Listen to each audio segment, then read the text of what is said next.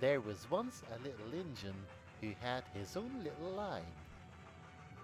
His name was Lyndon, and he lived in his own little shed.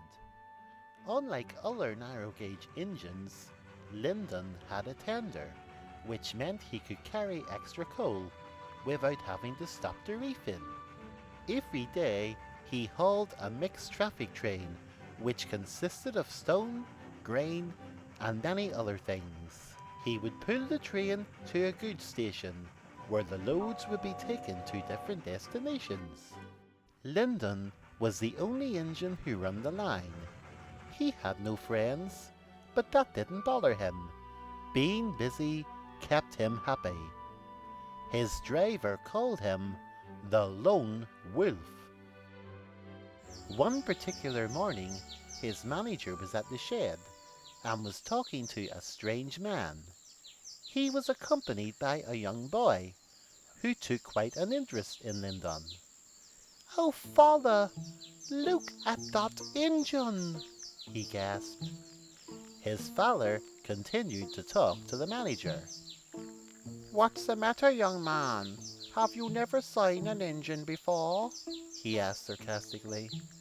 "Oh, I have, of course.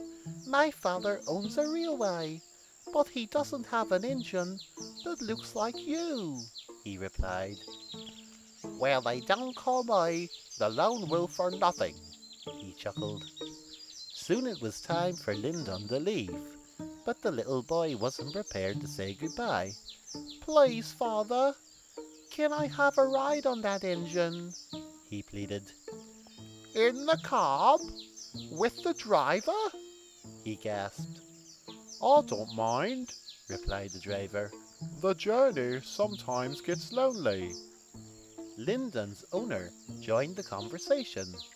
"Our meeting will last for hours, William, which will be boring for the young gentleman. I'm sure he would enjoy a nice journey down the line," he said. His father was a little unsure, but agreed. "You must be on your best behavior, Bob, and do not pester the driver," he warned. Lyndon frowned. "It's not the driver who'll be pestered."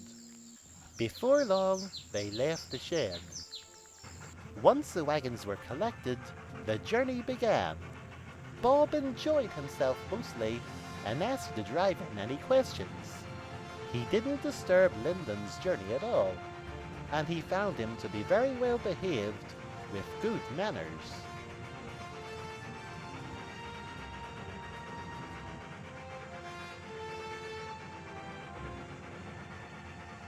At the end of the day, they returned to the shed. Little Bob was full of excitement. Such a satisfying day it had been. "Well, young man, did you enjoy yourself?" asked Lyndon. Bob chuckled. "Indeed I did. You're my favourite engine in the whole world. And some day, when I'm older, you will work for me," he declared. "Oh, will I indeed?" he laughed. "Of course, I will give you lots of fun jobs. My father is currently expanding his railway, so there will be lots of work for you to do. And you will have a nice comfy shed to sleep in," promised Bob. Soon his father returned. "Time for us to go. Hope you had a good time." Before answering, he turned to Lyndon one last time. "Goodbye, and I will see you again someday," he called. Lyndon bid him farewell and looked on as he rejoined his father. "Such a well-mannered young boy," he said to himself. Many years passed by since the young boy's visit. Familiar faces grew older, but all the surroundings remained the same. On one unfortunate day, Lyndon didn't feel well. His owner and the workman came to see him. He examined him carefully. "Seems to be a problem with his valves. Hopefully in a few days he will be steaming as normal, he said. Lyndon felt awful. He had never been sick before. He felt that he was letting his manager down. Will another engine do my work? He asked. With a look of concern, the manager slowly shook his head. Too short a notice. I will just have to contact the companies and inform them of what has happened, he sighed. A few days later, Lyndon's valves were full of steam, and he felt much better. I'm just like a new engine. However, he found that his train was much smaller than before. Where were the rest of the wagons? That night, the manager came to see him. Before he could speak, he quickly confronted him. Why were the wagons missing from my train? He asked. The manager looked at him with dire expressions. Please do not feel guilty, but while you were being repaired, the companies that rely on us missed out on their deliveries, and most of them sought out road transport, which they will be using permanently, he informed.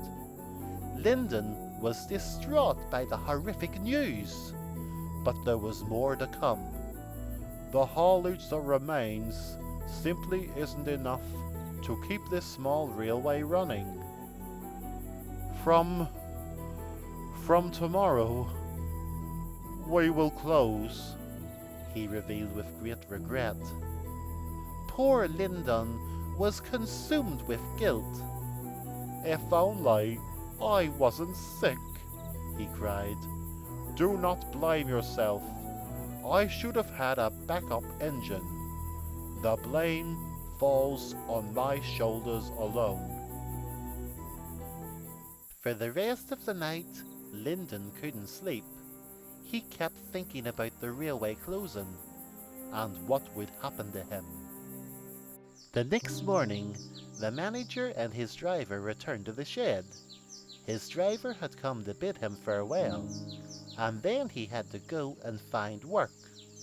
The manager, on the other hand, had important news for him. Today, our journey on this line stops, but yours shall continue beyond these surroundings. I have sold you to another railway, he revealed. His shocking news was very overwhelming. A new chapter was to begin in Lyndon's life. New adventures were still to come. But who had bought him? Your new driver will arrive later, and you shall embark on a mysterious journey. Goodbye, my dear friend, he said emotionally. Lyndon looked on as his former owner left the shed one last time. Suddenly, it reminded him of a moment from many years past.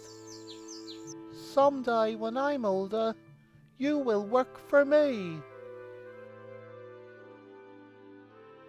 I'm just off the telephone, sir. The new engine shall arrive in a few days. Excellent news. My long-awaited promise shall finally be fulfilled.